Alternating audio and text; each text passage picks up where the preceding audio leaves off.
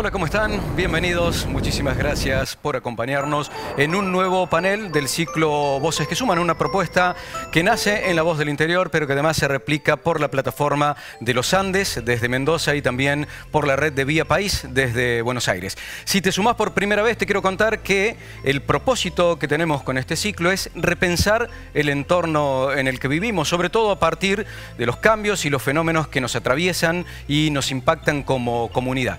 Y todos los años siempre nos hacemos un espacio para repensar la salud, más aún en los tiempos que corren, ¿no?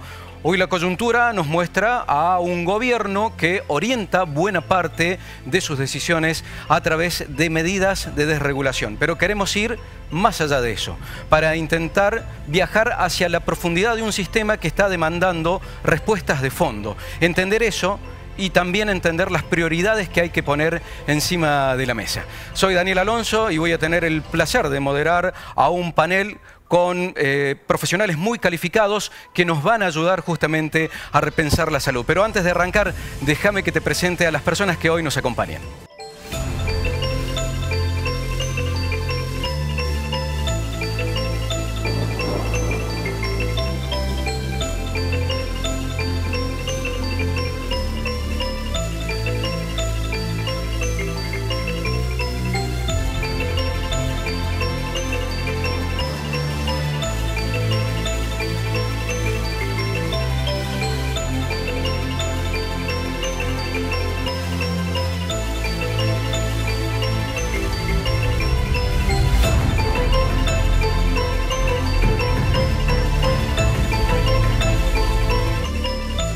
Jorge Colina es economista con 2 másters, uno por la Universidad de Georgetown y otro por la Escuela de Negocios de Ámsterdam.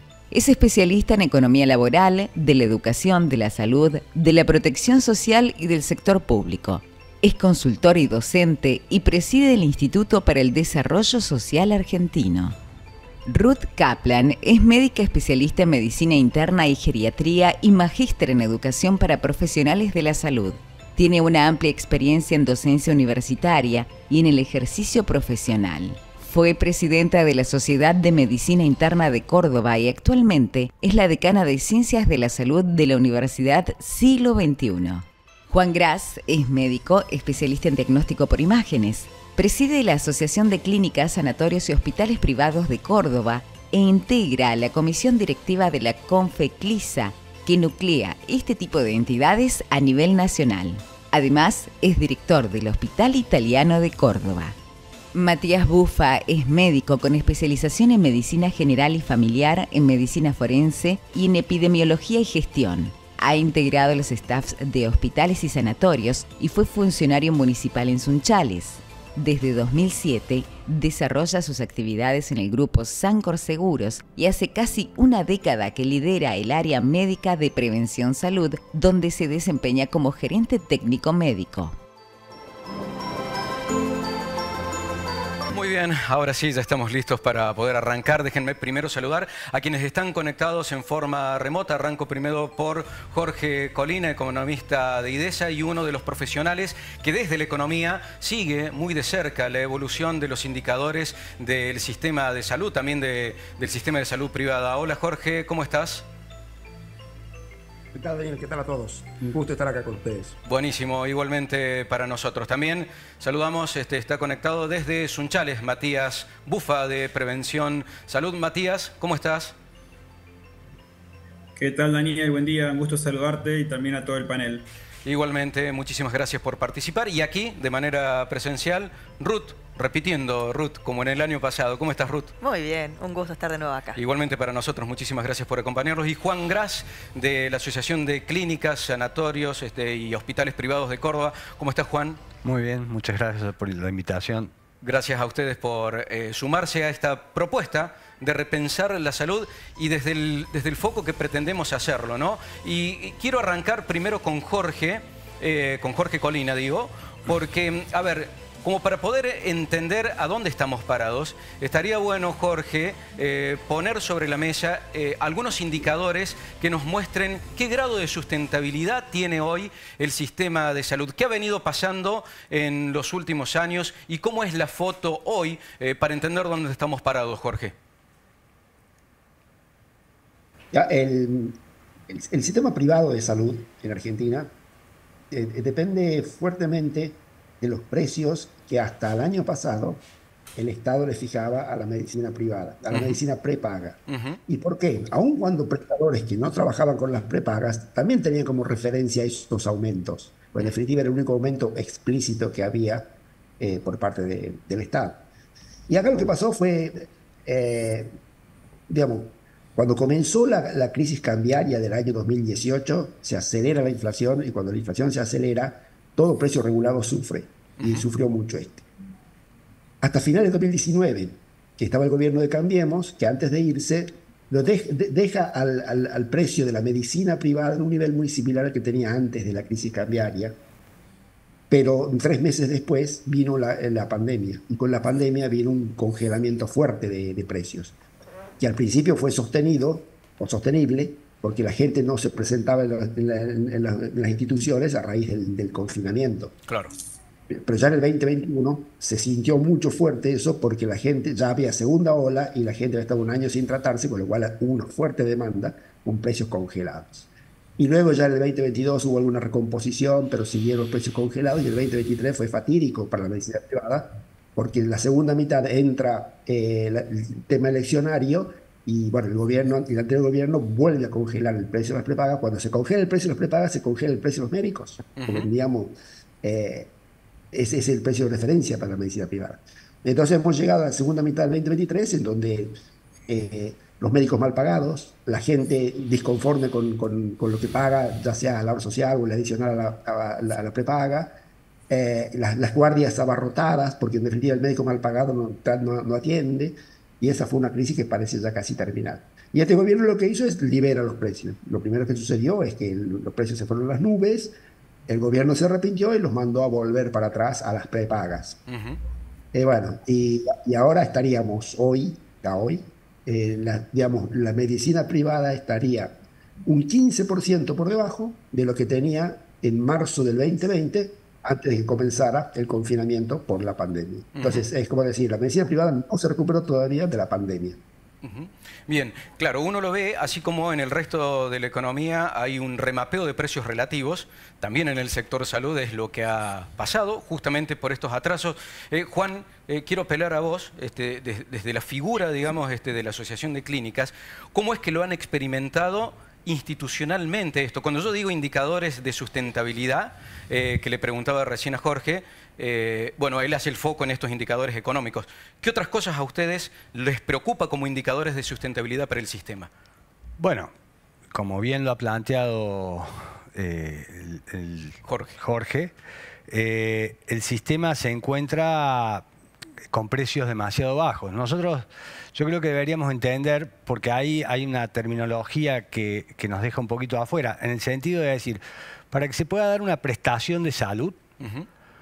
lo primero que hace falta, digamos, o lo primero que existe es un paciente que tiene una necesidad.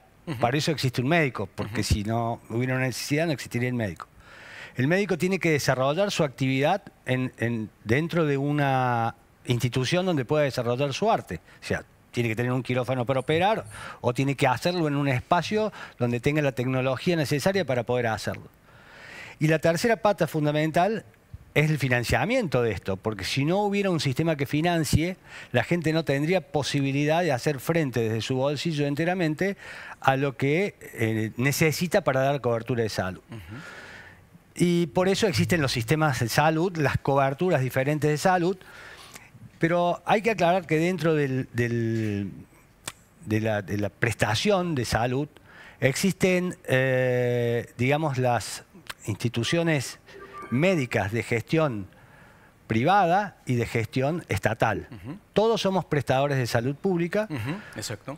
pero algunos somos de gestión privada y otros de gestión estatal. Y existe un modelo de financiamiento en la Argentina que es, por un lado, las personas que tienen trabajo y están en relación de dependencia tienen una retención de su trabajo, con lo cual se alimenta el sistema de seguridad social que financia gran parte del sistema. Correcto. Por otro lado, existe el sistema de medicina prepaga, al cual nos referimos como medicina privada, que es un seguro de salud que también funciona en el modelo de financiamiento y que donde hoy hay 6 millones de personas aproximadamente que están bajo esta cobertura. Y la tercera pata del financiamiento es el Estado, que le da financiamiento a través del erario público, de lo que recauda con la parte impositiva, para el sostenimiento de las prestaciones, de los efectores propios que tiene el Estado, que le dan prestaciones a aquellos que no están dentro de la seguridad social ni dentro de la medicina prepaga. Para eso existiría. Correcto.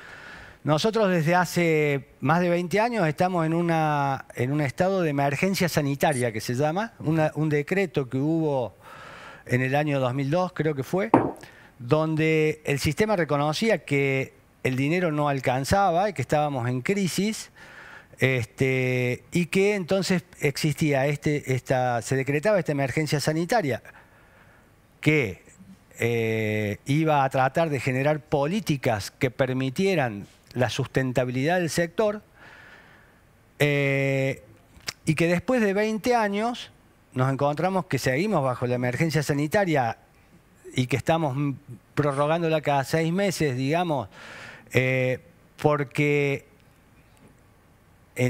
esta emergencia sanitaria permitía que las instituciones privadas de salud, de las clínicas y sanatorios específicamente, así como las obras sociales, no fueran ejecutadas por la deuda impositiva que se iba generando por la imposibilidad sectorial de hacerle frente a todos los costos que tenía. Esto ha llevado en la provincia de Córdoba, nosotros en el año 2000 teníamos 405 instituciones con internación de salud de gestión privada. En el 2000. En el 2000. ¿Y ahora? Y ahora somos menos de 100. Eso está demostrando que la sustentabilidad del sistema no es... Muchas han desaparecido. No es para nada la ideal, ¿no? No, digamos, a ver, la evolución tecnológica ha generado también una imposibilidad de muchas instituciones de pequeño tamaño, que sobre todo en pequeños centros urbanos, que fueron desapareciendo, pero también la imposibilidad económica de hacer frente al desarrollo que fue teniendo la tecnología y la sostenibilidad de un sistema de atención de una clínica. Bien, déjame ahí hacer una pausa para poder incorporar también a Matías Buffa en este abordaje que estamos haciendo, porque hay varios puntos que has tocado y me gustaría ir desmenuzándolos y que no queden así, nomás al azar. Hubo 3 cosas que vos planteaste que tienen que ver, por un lado, con las personas del sistema, ¿sí? Los pacientes y los médicos, son todas las personas que intervienen en el sistema. Lo resumí en personas, pacientes y médicos, también están las enfermeras, camilleros, un montón. Mencionaste también los centros de salud y mencionaste a los financiadores, ¿sí? Quiero incorporarlo a Matías para intentar entender, Matías, desde tu mirada, ¿cuáles crees que son los vectores que deberían orientar, ¿sí?, las prioridades que hay que poner hoy sobre la mesa para reordenar el sistema de salud, que no vemos la manera en que sea sustentable, o por lo menos dista de ser sustentable respecto de las expectativas que pueden tener todos los actores del sistema? Perfecto, Daniel. Creo que muy buenos los dos panelistas que me anteceden, porque dan pie un poco a lo que me estás llevando en tu pregunta. Claramente hubo y hay una situación económica que condicionó, está condicionando el sistema de salud argentino, lo que muy bien explicó Jorge respecto al atraso de precios que se podían cobrar. Yo creo que son más de 4, son 15, 20 años y muy profundizado en los últimos 3, 4 años, que llevó, como recién se mencionaba, a un deterioro en lo que fue trasladándose a clínicas, sanatorios y luego a profesionales. Y esto es una cadena de eventos que, más allá de que a partir de este año se empiezan a nivelar o a sincerar, claramente permanecen con cierto atraso. Eso nos lleva a varias dificultades o varias situaciones actuales que deberían, a mi modo de entender, a vectores o situaciones que se deben trabajar a nivel país o al menos discutir y analizar. Uno de ellos es el tema profesionales, que nosotros, siendo un prepago que da servicio a lo ancho y a lo alto de todo el país, y que tenemos una fuerte cobertura del interior, pero también lo que decimos el interior del interior, y ahí donde más notamos, enlazando un poquito con estas dificultades que vienen mencionando, la falta de especialidades críticas, cómo se nos fue deteriorando la cantidad de pediatras, ginecólogos, médicos de familia, que son a través de nosotros quienes confiamos y brindamos el servicio a nuestros afiliados, y cómo esta disminución de profesionales en determinados puntos del país es, creo, un punto de atención que claramente se debe revisar y se debe abordar para Argentina del futuro. Lo otro que también se acaba de mencionar es cómo la complejidad, no quiero ser técnico en esto, pero Jorge lo puede explicar mejor que yo. La inflación médica es mucho mayor a la inflación real de un país, incluso en los países desarrollados. Esto hace que la posibilidad de sustentabilidad y crecimiento de instituciones chicas es cada vez más compleja, y más aún cuando hay escenarios inflacionarios. Esto hizo y está haciendo que en determinadas localidades de menos de 30, 40, 50 mil habitantes, claramente pasen a ser cada vez menos complejas en la atención, lo cual no está mal, y la complejidad se traslade a las grandes urbes. Bueno, este es un gran desafío donde hay que pensar claramente cómo es la derivación, traslados, atención por complejidades crecientes en un país que tiene semejante extensión geográfica. De lo contrario, entramos en otro gran tema, que es la falta de accesos y oportunidades para una atención acorde y oportuna. Por lo cual yo creo que, tratando de resumir y no desordenarme, los profesionales, por un lado, hemos tenido un éxodo muy importante, lamentablemente profundizado después de la pandemia de profesionales, esto charlado con colegas, charlado con instituciones de determinados rubros. Tenemos demasiadas formación en algunos rubros y menos en otras. Bueno, ¿cómo vamos a recomponer esa ecuación sabiendo que la atención primaria, sobre todo me refiero a pediatría, clínico, médico de familia, son la base de la salud de la población, para el cual luego debe aparecer la complejidad para los casos que ameritan? Y también, así como hablo de acceso, también hablo de hipertrofia. En determinados centros urbanos, quizás a veces también, por necesidad o por lo que fuere, se hipertrofiaron determinados centros de imágenes, excesos de resonadores, excesos que también tenemos que en tal sentido ordenarnos para que realmente la racionalización de los recursos nos permita una mejor distribución de los mismos, que sabemos que no son infinitos, y para que puedan ser de la mejor modo utilizados y acorde a lo que realmente las poblaciones necesitan. Está perfecto. Bueno, creo que has dejado varias cosas, todas muy importantes. Una ya la vamos a abordar con Ruth, porque el tema de personal, de profesionales, de déficit de algunas especialidades, pero lo otro que tiene que ver con, métricas de sustentabilidad respecto de prestaciones en determinados lugares. Estamos viendo que en el interior del interior justamente es una dificultad para cualquier centro de salud poder desarrollarse, lo cual hace una dificultad el acceso al servicio de salud para las personas que viven ahí. Pero voy con Ruth ahora, la dejó picando Matías, Sí. porque decía, empezamos a notar desde hace un tiempo un éxodo de profesionales, y junto con eso, un déficit en especialidades y especialidades sensibles, ¿no? Pediatría, ginecología, médico de familia. A ver, ¿qué panorama es el que estás observando, Ruth? Y sobre todo, viéndolo desde un lugar que forma profesionales. Exacto. El problema es bastante complejo, como todos los problemas en salud. No tiene una solución única, no tiene un abordaje único. Pero lo que uno ve es que estamos haciendo poco o casi nada para planificar el recurso humano que necesitamos hoy y que vamos a necesitar en los próximos años. Y me refiero a médicos, como decía bien Matías, a determinadas especialidades, pero no solo a eso, también qué estamos haciendo para enfermeros, kinesiólogos, cuidadores, ¿no? Personas que pueden cuidar a adultos mayores. Y la salud pública es como decíamos, la salud de las personas de Argentina. Y está dividida, hay entidades privadas, hay entidades estatales, pero el recurso humano es uno. Y por lo tanto, nosotros tenemos que trabajar de manera mancomunada, con una previsión, identificando las necesidades entre lo que es el Estado, tanto nacional como provincial, las instituciones de salud y las universidades o las entidades que formamos recursos humanos. Yo creo que hasta ahora todos hablamos de la crisis del recurso humano en salud, pero no sé si nos hemos puesto a pensar que esto puede paliarse, que nosotros podemos tomar medidas para, de alguna manera, fomentar el desarrollo de determinadas especialidades, de determinadas profesiones, para orientar a que también estos profesionales elijan estas especializaciones, elijan quedarse en determinados lugares, elijan quedarse en Argentina. Todo esto se puede promover, se puede fomentar, pero necesitamos empezar a pensarlo y a planificarlo.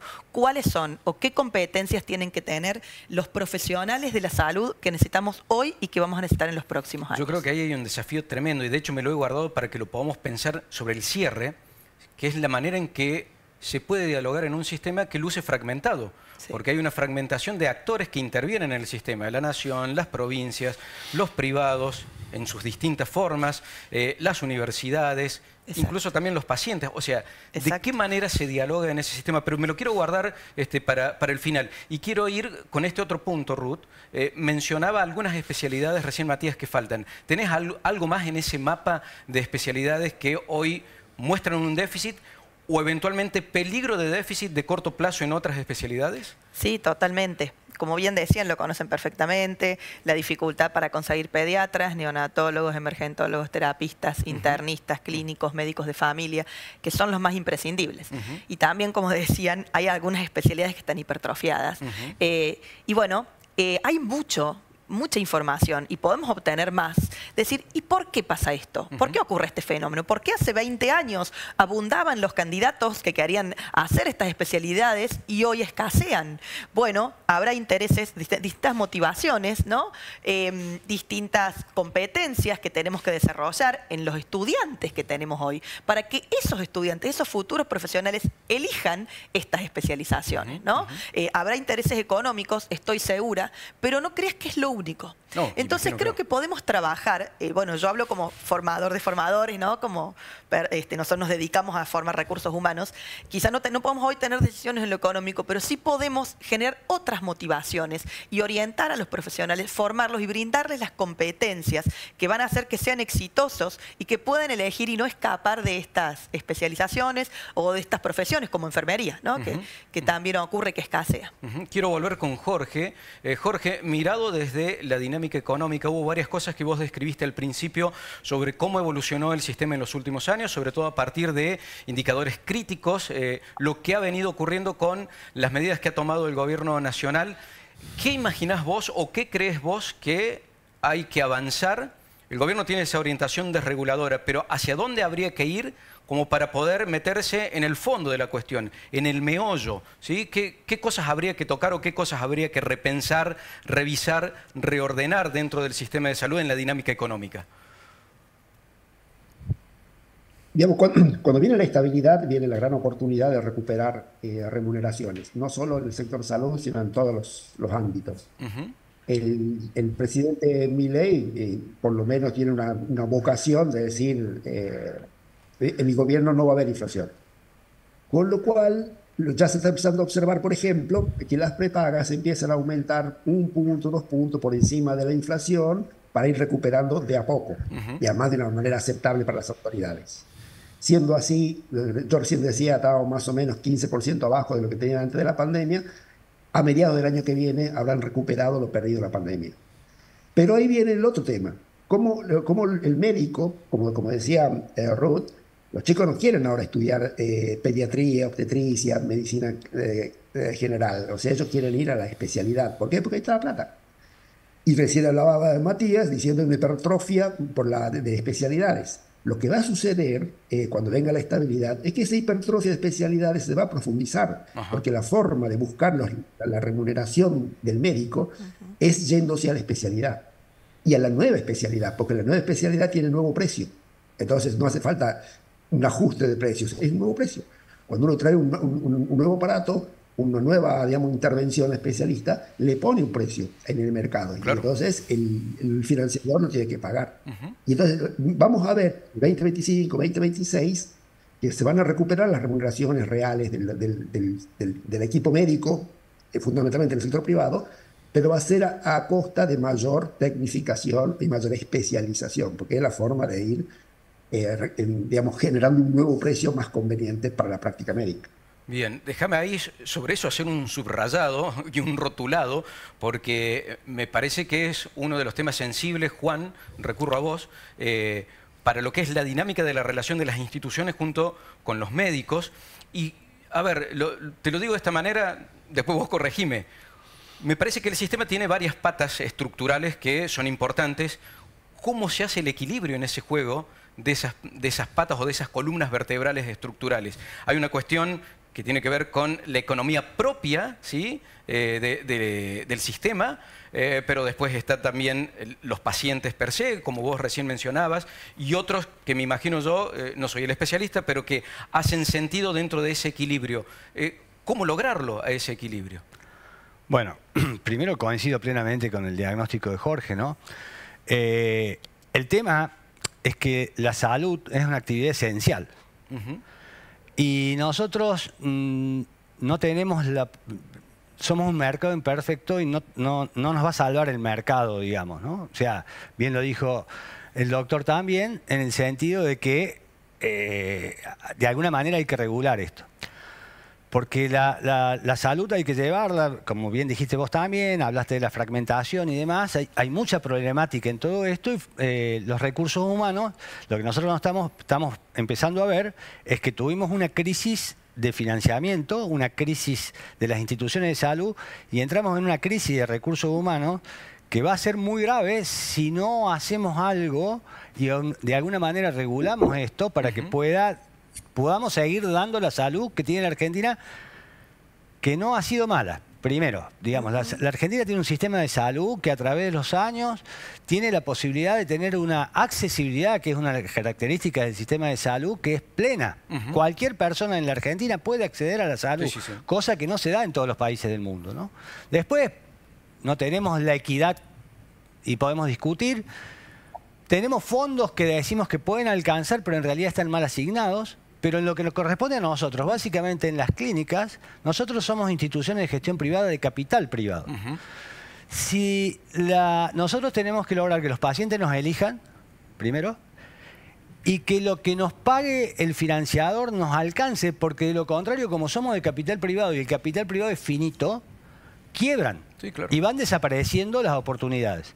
Y ahí me quiero, digamos, expresar un poquito. Digamos, si nosotros vemos lo que dijimos hace un ratito, que había 400 clínicas y que hoy quedan menos de 100, y sobre todo en el interior de nuestra provincia, tiene que ver con un fenómeno. Si nosotros analizamos, nosotros tenemos hoy el sistema, como bien dijo Jorge, los precios no nos cierran. Estamos trabajando, nuestra sustentabilidad está en peligro, porque los valores que nos pagan por las cosas que hacemos no alcanza a cubrir los costos de lo que tenemos que dar. Entonces, que me va a preguntar, ¿y cómo se financian entonces si no pueden, si están trabajando por debajo del costo? Y debemos impuestos, nos financiamos con la parte impositiva, que es lo que dijimos recién de la emergencia sanitaria. Los recursos humanos están mal pagos. El equipo de salud, no solo los médicos, una enfermera. Nosotros somos altamente demandantes de mano de obra especializada y mucha mano de obra femenina. Y una enfermera no gana lo que corresponde de acuerdo a la profesión que ejerce. No hablemos de un médico y ¿por qué nos faltan pediatras? Y bueno, bien lo dijo Jorge, conviene ser, no sé, oftalmólogo y no pediatra. Y nosotros vamos a necesitar pediatra, pero si queremos tener pediatras, los tenemos que formar. Y entonces eso nos va a llevar, tenemos que tomar la decisión hoy, porque vamos a tener que esperar 9 años hasta que aparezca el pediatra que vamos a empezar a formar hoy. Entonces, digo, y analicemos esto. La sustentabilidad y el financiamiento de una institución privada de salud tiene dos variables importantes. Una es que distintos financiadores pagan distinto precio por la misma prestación. O sea, no es lo mismo trabajar por una prepaga cara que trabajar por una obra social nacional general. Pero los costos son iguales para nosotros.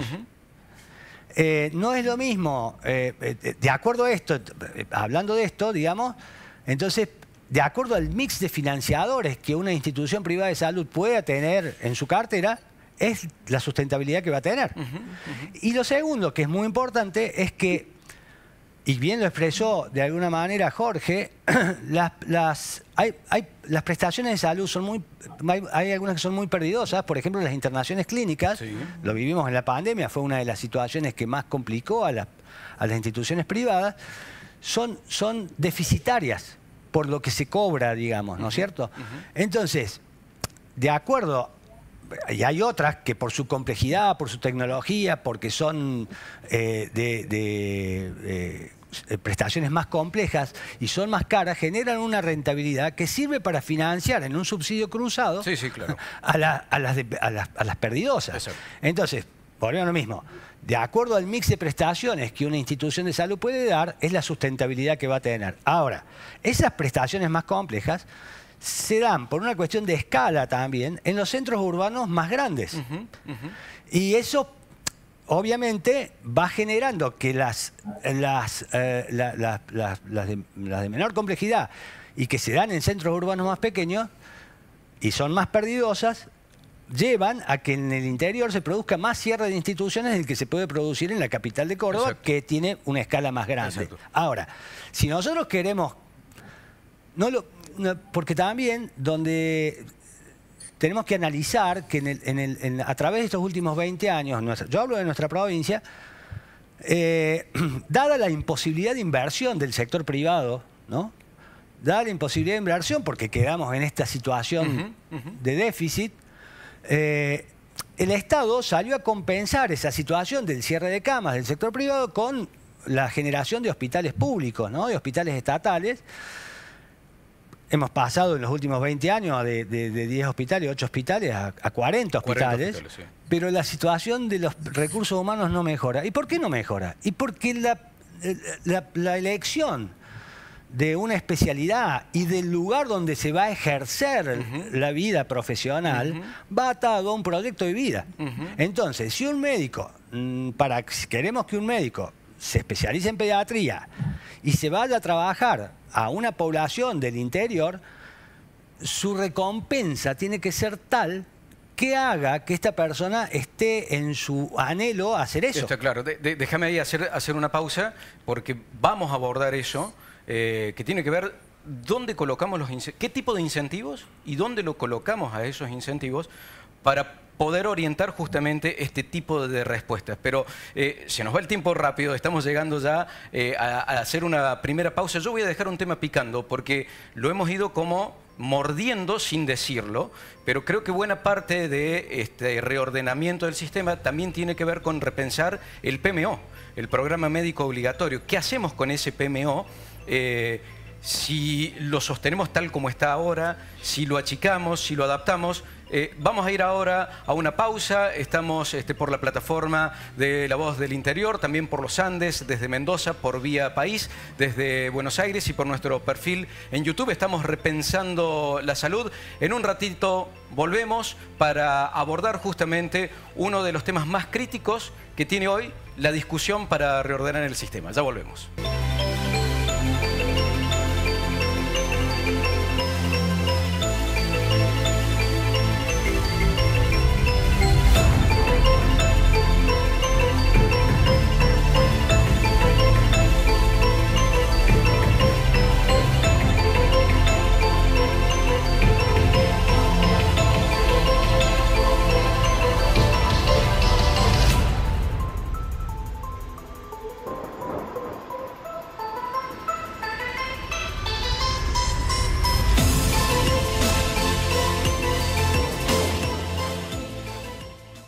Llegó la nueva app de La Voz. Accede directo desde tu móvil a toda la información. Recibí alertas sobre los temas de tu interés y guarda los contenidos que necesites consultar más tarde. Descárgala desde App Store y Google Play. Siempre conectados con La Voz.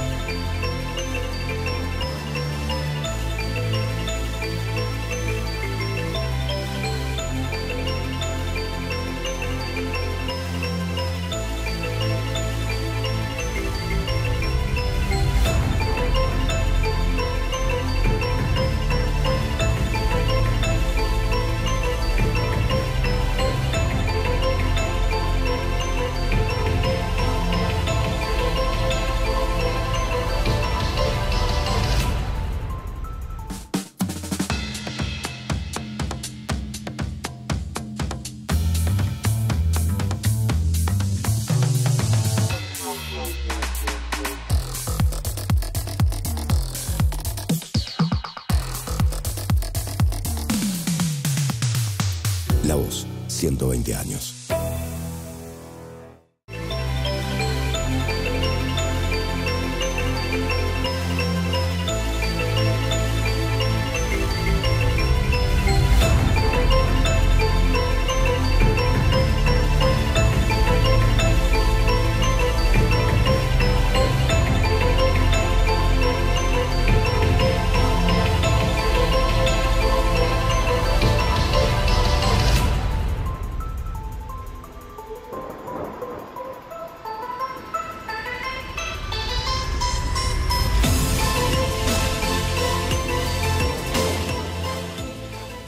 Bueno, ya estamos de vuelta por las plataformas de La Voz, por Los Andes, por Vía País, también nuestro perfil de YouTube. Recién en la pausa hablábamos, es tal la complejidad que tiene el sistema, sobre todo complejidades solapadas, ¿no? Que en una hora no nos va a alcanzar, pero por lo menos para poder poner las cartas más importantes sobre la mesa. Antes de ir a la pausa habíamos tirado una que tiene que ver con repensar el programa médico obligatorio. Quiero escucharlo a Matías Bufa, a ver cuál es la visión que tienen para entender si es el momento o no de readecuar este PMO y si fuese el momento, cómo hacerlo, por dónde, con qué modelo. Te escucho, Matías.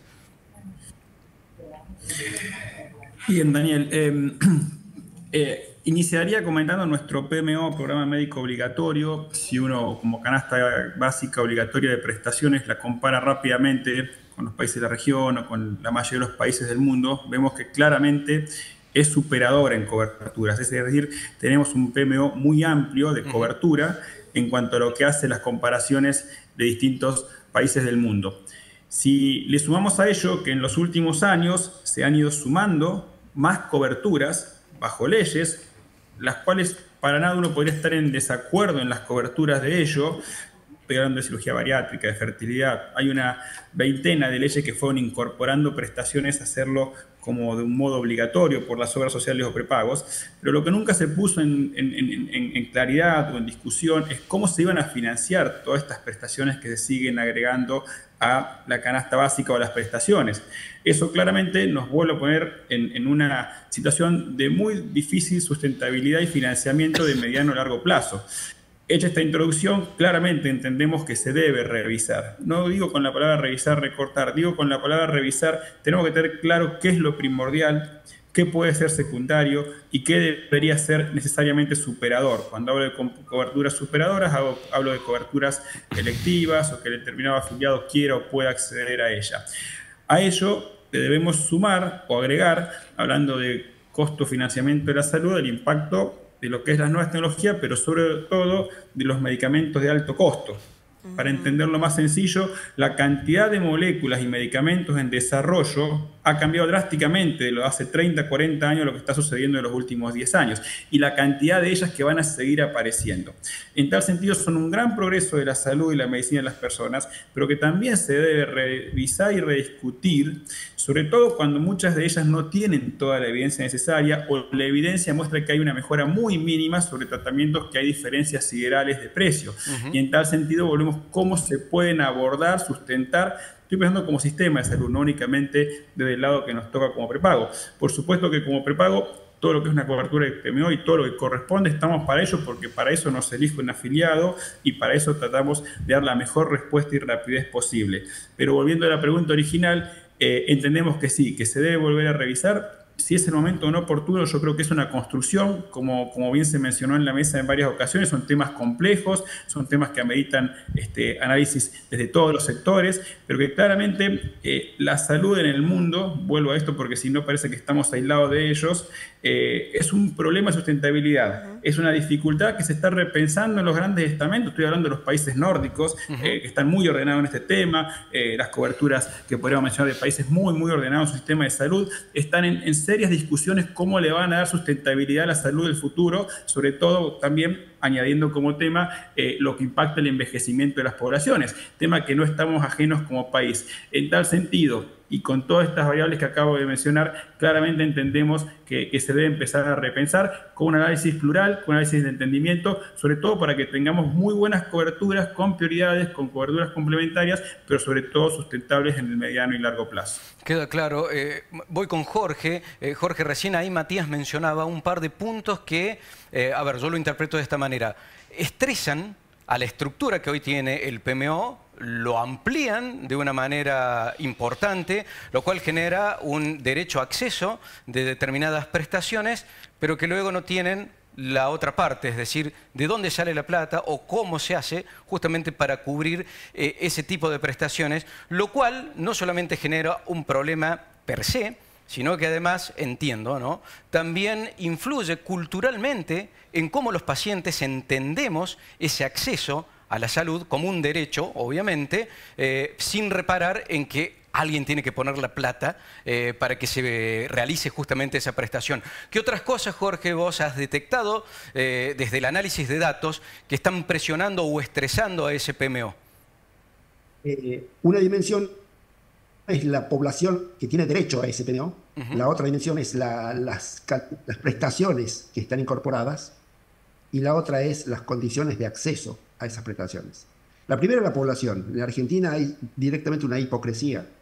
Digamos, hay gente de prepagas altas que tiene un ingreso per cápita o una cápita de 150.000 pesos y la ley le promete el mismo PMO a un monotributista que aporta 15.000. Entonces, definitivamente eso no cierra. Y lo que termina haciéndolo cerrar el monotributista cuando busca un abogado para tener un amparo. Y entonces eso desfinancia el sistema. En definitiva, no tiene la culpa el monotributista, tiene la culpa la política que le prometió algo que no es financiado. Por la segunda dimensión, que es la cantidad de prestaciones. Hay un montón de prestaciones que no son prestaciones médicas, que están adentro, por facilismo también de la política, del Estado. Hablo en particular de los servicios sociales de la discapacidad. El traslado de una persona con discapacidad, la educación especial, el adaptarle el hogar para que pueda desempeñarse, no es prestación médica, no es una atención médica, es una atención social, que no debería estar cubierta por el sistema de salud. Y lo mismo pasa con la geriatría. O sea, el cuidado de un abuelito no es atención médica, es el cuidado de una persona. Entonces, lo meten dentro del PMO. Y en el caso de los biológicos, coincido con lo que decía Matías, es una cosa extremadamente cara que debería estar muy bien regulada y hasta incluso financiada por el Estado para toda la población. Porque eso no es algo que la persona va y compra un biológico porque se le da la gana, sino tiene que estar muy protocolizado. Y la tercera dimensión son las reglas de acceso a las prestaciones.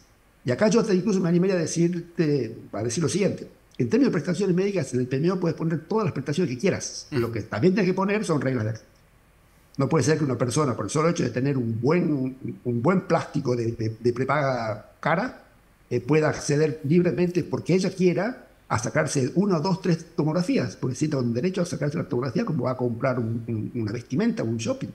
Entonces, y el PMO eso no lo prevé. Entonces, la gente cree que tener un buen plástico te da derecho a consumir lo que uno quiera. Y lo que termina sucediendo es que la gente termina navegando en el sistema de salud. Van a ver un médico, no le gusta lo que le dice, le sacan una ecografía, no le gusta, van a ver a otro médico que le sacan la otra ecografía, van a ver un tercer médico que le sacan una tomografía más que una eco, y así va la gente navegando sin ningún tipo de liderazgo, y bueno, y eso es lo que termina gastando un montón de plata en cosas que podrían ser evitables. Claro. Entonces, el PMO tiene 3 dimensiones y hay que ordenarlo más que pensar en aplicar negaciones, sino ordenar sus reglas de acceso a la población, a la cantidad de prestaciones y las condiciones a las prestaciones definidas. Está clarísimo. Para algunos puede que suene antipático, pero es, un baño de racionalidad, si se quiere, sobre las cosas que hoy atraviesan al sistema, que no es la única manera de mirarlo, ¿no? Pero es uno de los núcleos. Ruth, voy con vos porque en varias ocasiones se ha mencionado un fenómeno que ya lo estamos viendo, digamos que es un fenómeno demográfico que ocurre con el envejecimiento poblacional y la manera en la que ese sector de la población presiona sobre un sistema de salud que tiene todas estas complejidades y problemas que estamos describiendo. ¿Cómo se observa eso? Primero desde el sistema propiamente dicho y segundo desde la formación de personas para asistir y para estar, adecuados justamente a esa nueva demanda que seguramente va a ir creciendo. Así es. Cuando hablamos de recurso humano en salud, a veces hablamos mucho de los médicos, pero acá el recurso humano es mucho mayor. El ejemplo que vos ponías, cuidadores. Tenemos que pensar en formaciones cortas para personas que tengan la capacidad de cuidar y de proveer cuidados básicos a adultos mayores o a personas con discapacidad, personas con dependencia. Cada vez es mayor. Por otro lado, si formamos recursos humanos, enfermeros, médicos, kinesiólogos, tenemos que brindarles las habilidades y las competencias para poder atender a este grupo de personas que también es creciente. No expulsarlo y alejarlo de este tipo de especialidades, como decíamos antes, ¿no? Que hoy todos quieren ser anestesistas o, como bien decía Juan, oftalmólogos, etcétera. Y necesitamos muchos médicos clínicos, médicos de familia, geriatras, gerontólogos. Entonces, nosotros como formadores de recursos humanos tenemos que brindar, ¿no?, las herramientas a los que hoy están estudiando para que quieran elegir ese tipo de profesiones, ese tipo de especializaciones, para que quieran quedarse. ¿Cómo lo hacemos? Bueno, claro que hay motivaciones económicas, pero hay muchas otras. Hay motivaciones a través del estilo de vida. Nosotros tenemos que brindarles las competencias para que puedan afrontar los entornos complejos.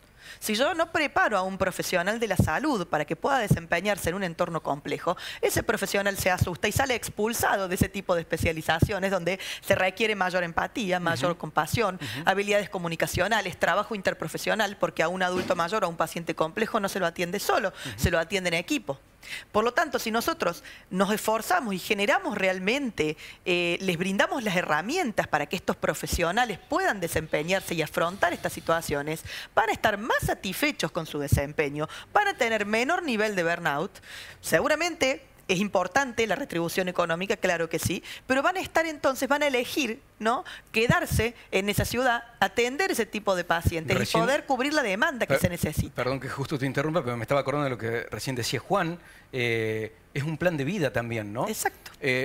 Por eso había planteado en un momento dónde poner los incentivos, qué tipo de incentivos y dónde ponerlos. Por ejemplo, al momento de ustedes definir una determinada currícula en el que, bueno, se pone en juego no solamente lo duro de la formación, sino lo blando que recién mencionabas, pero después ¿con quién interactúas? ¿Con quién interactúa una institución educativa para saber hacia dónde orientar y qué incentivos colocar? ¿Cuáles son las otras instituciones con las que hay que dialogar? Eso yo creo que es el paso que tenemos que dar y es trabajar, como decía, de manera coordinada y mancomunada lo que son ministerios, ¿no?, área de formación de recursos humanos y formadores, tanto de grado, pregrado y posgrado, para decir cuál es el recurso humano que hoy necesitamos y cómo hacemos para formarlo. ¿Qué hacemos nosotros desde la universidad? Tratamos de brindarle estas herramientas. Creemos que un profesional competente tiene que tener habilidades para desempeñarse, como te decía, en entornos complejos, tolerancia a la incertidumbre, resiliencia, manejo de equipo, liderazgo. Tiene que tener habilidades para manejo de tecnologías, porque, bueno, también lo decíamos antes, ¿no? Tenemos que brindarle hoy, ningún profesional puede desconocer determinadas habilidades tecnológicas y tenemos que entrenarlos para lo que es la medicina o la atención centrada en la persona, centrada en el paciente, para poder dar respuesta a lo que necesita el sistema hoy. Si nosotros le damos, ¿no es cierto?, esas capacidades, esas competencias, esas habilidades, como te digo, creo que vamos a poder orientarlos hacia la elección de lo que necesitamos hoy, vamos a poder reducir el nivel de burnout y de que nuestros profesionales escapen y usan de determinadas especializaciones. Trabajando juntos y motivándolos a través también de un incentivo económico, de un incentivo de inserción, creo que podemos de alguna manera llegar a paliar esta situación para los próximos 10 o 20 años. Queda claro. Juan, recién hablábamos sobre el PMO, mirado desde las instituciones. A ver, ¿cuál es la visión que tienen ustedes, vos como profesional de la salud o Aclisia como institución, respecto de por dónde orientar esto que se planteaba de reordenarlo al PMO?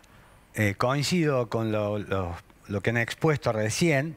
El PMO es algo donde, encima por la legislación y por alguna jurisprudencia, es un piso. O sea, está todo cubierto dentro de ese PMO. Yo creo que hay que ser consciente. Volvemos, la Argentina gasta alrededor del 10% de su PBI en salud. Ahora, de bolsillo, la gente pone un 30% o un 40% casi de esa cantidad de dinero. Esa cantidad de dinero que es similar a lo que se pone en otros países del mundo en lo que refiere a porcentuales del PBI. Sí, obviamente que el porcentual del PBI de Canadá es superior al PBI argentino, pero el esfuerzo es el mismo, digamos, ¿no? En el sentido de la importancia donde lo pone. El Estado pone la menor parte dentro de lo que es ese presupuesto y por supuesto que, digamos, creo que ese dinero no está correctamente asignado. Bien lo expresó el doctor Bufa cuando dijo que estas leyes que se vienen generando desde un Congreso, donde no salen del Ministerio de Salud, no tenemos una rectoría, o por lo menos no había una rectoría desde nuestro ministerio, dado que la responsabilidad de dar salud está en un país federal, está asignado a las provincias y no una responsabilidad nacional. De esta manera no hay una rectoría general y bueno, vamos viendo estas situaciones diferentes, pero yo creo que primero tenemos que tener claro cuánto dinero tenemos y para qué nos alcanza para que sea algo equitativo entre toda la población, ¿no es cierto? O sea, si nosotros pensamos que en la Argentina, como bien dijo el doctor, podemos pensar que la fertilidad asistida es un derecho, es una prestación que debemos dar, que el sistema debería cubrir. Ahora, deberíamos pensar cómo vamos a financiar eso, porque vamos a tener que dejar de pagar otra cosa para pagar eso. Déjame ir, por ejemplo, no quiero sonar simplista, pero, a ver, tenemos un PMO relativamente generoso, si se quiere, en comparación con países de la región. Nos falta la plata para poder cubrirlo a todo eso, a toda esa prestación. Es posible imaginar, algunas versiones dan vueltas, de tener un PMO un poco más chico, más reducido, más racional, más adecuado a la plata que eventualmente existe en el sistema y que después el resto se complemente con un sistema, como se viene mencionando, de seguros de salud complementarios, tal como en realidad existió ya en nuestro país. ¿Es factible eso? Yo creo que lo que no podemos negar, y bien se expresó, lo han expresado los que hablaron antes que yo, el desarrollo tecnológico, las nuevas moléculas, las nuevas... Obviamente que eso no puede ser mal utilizado, tiene que ser correctamente utilizado, pero no podemos negar que eso viene y que vamos a tener que de alguna manera financiarlo. Hay que ver cómo. Tiene que haber... Creo que el desarrollo de una agencia de ciencia y tecnología que pueda definir cuáles son las cosas que nosotros... A ver, si uno tiene un presupuesto para dar 10 cosas y aparece una 11ª cosa para dar, y no hay presupuesto para eso, habrá que pensar si es mejor que las 10 que estamos dando, y si es mejor, alguna deberemos sacar para poder pagar la que viene. Pero lo que no podemos hacer es dar una cobertura universal sin ningún límite y endilgarle esa responsabilidad a un financiador que, como bien expresaron, tiene recursos finitos. Sí, claro. Hoy hay drogas que valen millones y millones de dólares y que obviamente, si viene un juez y hace como un recurso de amparo sobre una persona para que pueda utilizarlo sin ni siquiera saber si eso va a ser verdaderamente efectivo al tratamiento de su patología, estamos poniendo todos los recursos sobre una persona y la responsabilidad bioética... La responsabilidad bioética es sobre toda la comunidad. Y le estamos sacando recursos a la comunidad para dárselo a una sola persona. Y lo está haciendo alguien que no tiene el conocimiento real para decir que lo que está haciendo es lo que corresponde, digamos, hablando médicamente. Entonces, digo, si nosotros no tomamos una correcta asignación de los fondos que el sistema brinda, vamos a quebrar el sistema financiador, no vamos a poder darle, las instituciones de salud privadas van a sufrir lo mismo, y el Estado tampoco va a poder hacer frente, per se, a la atención médica de toda la población. Queda claro. Vamos a empezar a cerrar. Yo creo que hemos puesto sobre la mesa... como temas muy complejos, pero súper importantes para entenderlo. Espero que también nuestra audiencia haya tomado dimensión de lo que implica abordar justamente una situación crítica como la que atraviesa el sistema de salud con todas estas variables cruzadas que hacen al día a día de la prestación. Pero quiero invitar a empezar a hacer algunas conclusiones con estas orientaciones. Habíamos dicho, por un lado, incentivos, dónde colocarlos y qué tipo de incentivos para poder orientar prioridades. Y lo segundo, cómo superar la fragmentación en el sistema cuando hay partes que tienen que dialogar para ponerse de acuerdo. Recién Matías Bufa hablaba de que el abordaje del PMO es necesario, pero que requiere todo esto como un consenso muy amplio, y uno imagina que no solamente el PMO, muchas otras cosas requieren ese tipo de consensos amplios. Arranco con Jorge Colina. Jorge, ¿qué cosas ves para poner sobre la mesa para establecer esta orientación de prioridades y cómo superar la fragmentación que impide eventualmente un diálogo de consenso amplio y sustentable? Creo que deberíamos salir de un pensamiento equivocado en el que cayó todo el sistema de salud, de creer que el Ministerio de Salud Nacional tiene alguna capacidad rectoría. No la tiene. No la tiene porque las provincias no es que le asignaron las funciones de salud, las provincias se las reservaron para sí. Cuando una provincia se reserva para sí una función, es imposible que la nación la tome, porque está así en la Constitución. El artículo 121 de la Constitución Nacional dice: la nación va a tener todo aquello que la provincia no le delegue. Y las provincias no delegaron el tema salud. O sea, si usted baja las 24 constituciones provinciales, las 24 tienen un artículo que dice: la provincia se reserva para sí las funciones de salud pública, por eso es que regulan los médicos y tienen los hospitales públicos y todo eso. Claro. Ahora, y cada provincia es muy diferente de la otra, con lo cual deberíamos darle la libertad a que cada provincia haga su sistema de salud en función de sus necesidades. Los jujeños son muy buenos en medicina primaria rural, porque tienen gente allá en la puna. La ciudad de Buenos Aires son muy buenos en el sistema público, en todo lo que es tecnología, bueno, y gerontología, porque tienen mucha gente envejecida. Los mendocinos son muy buenos en la atención primaria, los cordobeses son mejores en temas intervencionistas, pero yo creo que cada provincia tiene que ir definiendo su perfil, y tenemos que saber que la Argentina no tiene un sistema de salud, tiene 24. Bien. Y que no necesariamente tienen que ser homogéneos. Tienen que ser, el sistema de salud provincial tiene que servir a la provincia. Bien, tenemos ahí entonces un vector que me parece un baño de realidad, ¿sí? Más allá de la aspiracional que puedan tener algunos actores respecto de que alguien fije una orientación macro, sino entender de que como las provincias son las que se reservan justamente el derecho de decidir sobre este tipo de políticas, bueno, son las que la definen y eventualmente será por regiones por donde haya una conversación. Y el otro punto, Jorge, tiene que ver respecto de las cuestiones de sustentabilidad económica que han dado vueltas en esta conversación. ¿A dónde fijarías vos las prioridades allí? Yo creo que indefectiblemente vamos, como dije a un comienzo, con estabilidad. Se va a profundizar el tema de las especialidades y la mayor tecnificación, la tecnología en medicina. Simplemente porque con estabilidad los nuevos médicos van a conseguir financiamiento para comprar un nuevo aparato, para irse al exterior a hacer una nueva especialidad, y así le van a cobrar un mejor precio a los financiadores. Y yo creo que la gente va a tener que empezar a pagar más, va a tener que poner más de bolsillo. Como dijo el doctor, más o menos 30% de gastos totales, o 30, 35% es lo que hoy se está poniendo de bolsillo. Yo creo que eso va a aumentar. Porque a la larga, como ya el financiamiento de salario, el financiamiento de impuestos ya tocó su techo, el financiamiento adicional va a venir por el lado del bolsillo de las familias. Y eso es lo que está sucediendo en el mundo.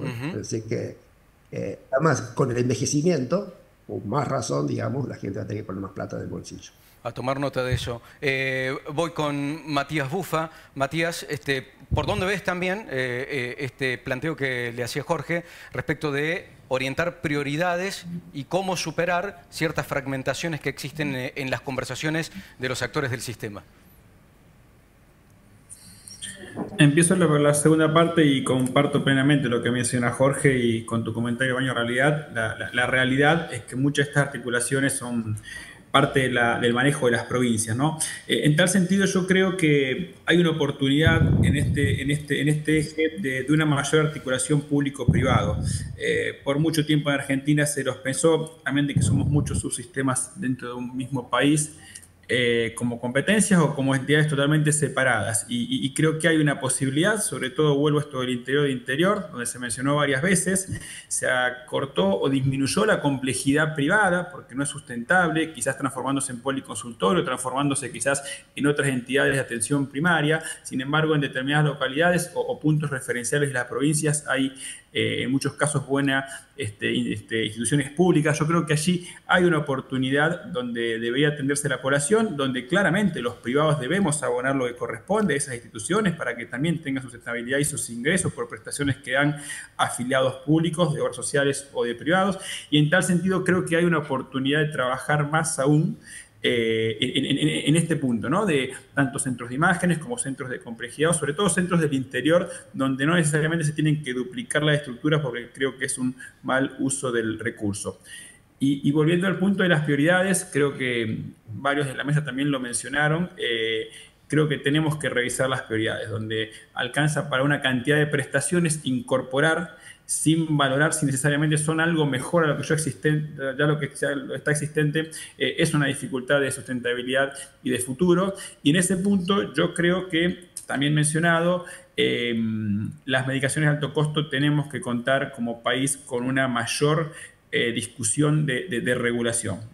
Vuelvo al punto que se tocó, las agencias de tecnologías sanitarias y sobre todo la verdadera discusión de las drogas que deben estar en un país sí o no, si están para todos o no, porque lo contrario, con muy pocas entidades pueden poner en riesgo obras sociales, financiadores y todo el sistema en general, porque ese dinero lamentablemente se está detrimentando o se está retirando de otras prestaciones. Sería muy ingenuo pensar que eso se incorpora y no pasa nada. Claramente cuando pasan estas cosas hay algún otro lugar donde claramente va a ser afectado y en ese sentido creo que se deben revisar prioridades, sobre todo porque esto ha contribuido claramente a la mejor salud y a la mayor longevidad de las personas, pero no en todos los casos ocurre esas situaciones. Hay muchas de estas nuevas drogas que no tienen todos esos elementos probatorios. Yo creo que ahí Argentina se debe, como lo han hecho países del mundo, vuelvo a este punto, el mismo Brasil tiene agencias muy serias, es decir, donde claramente se regula mejor el ingreso de drogas millonarias para que realmente puedan estar accesibles para quien lo necesita bajo un trabajo conjunto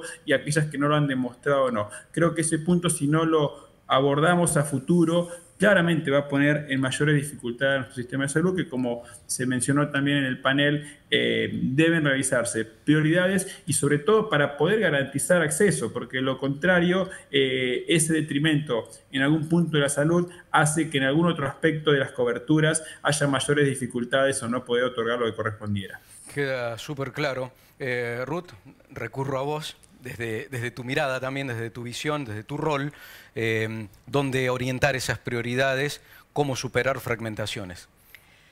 Bueno, como veníamos diciendo, la articulación entre las instituciones universitarias, el Estado, digamos, el Estado provincial, las instituciones privadas, y como te digo, pensar hoy, ¿cómo se llama, no? Repensar la salud. Repensemos qué profesionales de la salud necesitamos, pensemos cuántos años estamos demorando en formar un especialista, hiperespecialista, que después no termina respondiendo a las necesidades o que se termina yendo a donde no lo necesitamos o a otro país. Y como te digo, creo que toda esta situación puede tener alguna solución. Los profesionales empáticos, los profesionales comprometidos prescriben menos estudios, los pacientes son más adherentes, mejoran el manejo de las enfermedades crónicas y también generan menos gasto en salud. Es decir, que realmente si nosotros tenemos profesionales idóneos, vamos a tener un mejor manejo de los recursos. Súper claro también. Juan. Bueno, creo que ha sido muy valioso todo lo que se ha expresado en cuanto al diagnóstico. Lo que venimos viendo es que hemos tenido una crisis de financiamiento, venimos arrastrando hace años crisis de financiamiento que se traduce en una crisis de las instituciones de salud y que finalmente viene a repercutir en los recursos humanos, que nos empezamos a dar cuenta que la gente no elige la profesión o especialidades como se ha planteado. Y de esa es muy difícil. Creo que estamos a tiempo, porque es muy difícil recomponer eso, porque eso lleva tiempo. Pensaba en eso, perdón, ¿no? Justamente, esto de que uno corre por atrás, claro, no nos debería ahuyentar. Si vemos venir el tren de frente, nos bajemos de la vía, diría el dicho, digamos. Claro. Yo creo que, a ver, fundamentalmente es un problema, y si lo... Esta es una visión mía de todo lo que se ha dicho aquí, más allá de la formación y demás, toda la importancia que tiene. Hay un problema que el sistema no es sustentable. Bueno, tenemos la inteligencia y la ingeniería están en hacerlo sustentable. Hay costos que se han mencionado aquí, como por ejemplo, costos que se le han agregado al sistema sanitario, como es la discapacidad, que se llevan gran parte y cada vez se llevan más, que antes eso se destinaba a prestaciones sanitarias, que probablemente hay que ver, no estamos diciendo que no corresponda cubrirlas, ¿no es cierto? Pero haya que ver desde qué presupuesto la cubrimos, porque estamos frente a un problema que no alcanza el dinero para pagar las prestaciones. Bueno, ¿Y quién debería ser el disparador de esa discusión? Bueno, yo tengo una visión quizás un poco distinta. Yo creo que el Ministerio de Salud, o sea, estoy de acuerdo con la articulación público-privada, creo que es esencial, porque no alcanza ninguno de los subsistemas para darle cobertura a toda la población, entonces claro, hacen falta las dos partes y se tienen que articular para que sea verdaderamente eficiente. Creo que sí, el Ministerio de Salud en la Argentina debería tener la rectoría. Estamos muy anarquizados en esto de las 24 provincias, como se expresó, los 24 sistemas de salud, pero estamos generando una inequidad. No es lo mismo la mortalidad infantil de Cava que la mortalidad infantil de Formosa. Y hace 50 años que es así, y a eso hay que darle una solución, porque yo estoy de acuerdo en lo económico, pero también tenemos que pensar que somos un servicio de salud, un servicio esencial. Hay países que tienen la misma estructura federal como nosotros, vuelvo al ejemplo de Canadá, donde cada provincia es responsable de la salud, como nosotros, pero el Ministerio de Salud Nacional, a través del presupuesto, maneja las políticas de todo el país. Entonces, digo, hay herramientas y deberíamos sentarnos. Creo que básicamente, yo digo, el sistema de salud argentino ha sido muy bueno, yo creo que hay que ayornarlo, y lo que se necesita es todas las partes sentadas en una mesa. Creo que no sirve esto si se salva el financiador, porque no habría instituciones de salud ni habría médicos. Y si los médicos solamente se paran en una parte, y ya ha pasado en la Argentina esto, o las instituciones de salud, las clínicas y sanatorios, son las que tienen la sartén por el mango, los otros dos no pueden sobrevivir. Entonces, todos sentados en una mesa, la política sentada en una mesa, dispuesto a ver qué podemos dar. Y no cómo podemos mejorar. ¿Qué podemos dar para podernos de acuerdo? Y si esto solamente las políticas sanitarias se logran y tienen éxito, si hay un consenso sectorial para poder llevarlas adelante. Quedó claro. Creo que eso es Quedó claro. Bueno, estamos cerrando. Quiero agradecerle a Jorge su participación, la claridad, los datos aportados. Jorge, muchísimas gracias por habernos acompañado hoy. A ustedes, muchas gracias y hasta siempre. Seguramente habrá otra oportunidad para seguir conversando de esto y de otros temas. Matías, también muchísimas gracias por los conceptos, por la transparencia, por haber puesto sobre las mesas, creo, variables que son hoy tremendamente importantes para entender las cosas que están en juego. Gracias, Matías. A vos, Daniel, a todo tu equipo por la invitación y lo mismo, a total disposición. Bueno, y también a ustedes que estuvieron aquí de manera presencial. Ruth, muchísimas gracias por participar. Gracias a ustedes por invitarnos. Juan, también muchas gracias por la transparencia y por entender las cosas que también se están poniendo en juego, ¿no? No, gracias a ustedes y felicito al panel, porque verdaderamente muy valorable la opinión de todos los sectores, ¿no? Sentarnos todos alrededor de una mesa.